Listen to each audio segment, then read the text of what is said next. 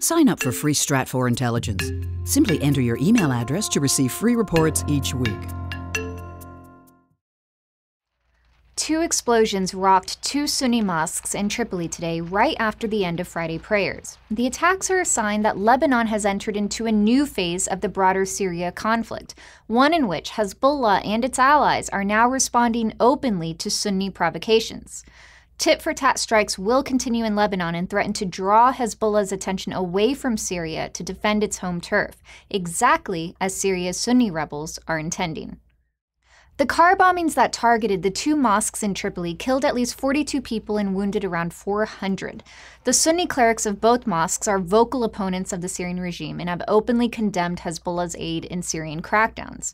Tripoli has been the scene of regular fighting between Alawites in Jebel Mohsen and Sunnis in Bab al-Tabane and is a hotbed for Salafists. The attacks come 2 weeks after a car bombing on a highway in Beirut's southern suburbs, where Hezbollah has a strong presence. Another car bombing took place less than 5 weeks before in the same area. We have been expecting an escalation of Sunni provocations against Hezbollah this summer. The strategic intent is to redirect Hezbollah's focus away from Syria back home to Lebanon, thereby giving Sunni rebels in Syria a fighting chance to make a comeback after suffering significant losses over the past several months. Hezbollah knew these provocations were coming, but it saw the risk in engaging in premature clashes with Sunnis in Lebanon. On the one hand, Hezbollah needs to sustain the Syrian regime's offensive against Sunni rebels to avoid emboldening its Sunni adversaries in Lebanon.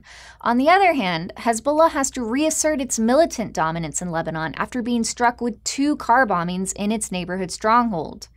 Hezbollah managed this dilemma by concentrating its forces in Syria while relying on its operatives and militant allies in Lebanon to carry out kidnappings, shootings, and other forms of quieter intimidation. Now, we have entered the car bombing season in Lebanon, where bigger and more visible acts of retaliation on both sides of the sectarian divide will become more frequent. Hezbollah now faces a major challenge in standing its ground in Lebanon and maintaining a strong enough fighting force in Syria to maintain the regime's offensive. In addition, Hezbollah is facing pressure from its constituency to reassert its credentials as a resistance movement against Israel.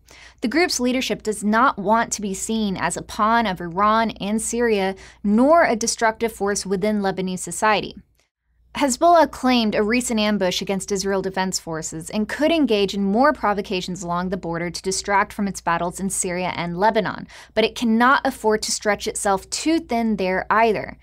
Hezbollah's Sunni rivals in Lebanon know this and thus have an intent in escalating tensions along the Israeli-Lebanese border in the hopes that Israel will hold Hezbollah responsible and retaliate against them. Notably, Israel responded to Thursday's volley of rockets from southern Lebanon with an airstrike Friday on a tunnel running through the hills overlooking Beirut's airport. That tunnel is operated by the Popular Front for Liberation of Palestine General Command, a group that has closely worked with Syrian intelligence and Hezbollah by extension in the past. At the same time, Sunni militants opposed to Hezbollah are trying to use Palestinian refugee camps in Lebanon as a base of operations for attacks against Hezbollah. The Abdullah Azam Brigades, a jihadist group that actually claimed the rocket attack, fits this profile.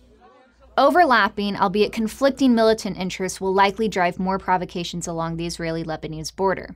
At the same time, Hezbollah will have to focus more attention on targeting Sunni militant cells in Lebanon. We'll need to watch closely in these next few weeks and months whether this has a substantial impact on the Syrian regime's capabilities and whether this array of militant distractions in Lebanon will give the Syrian rebels an advantage on the battlefield.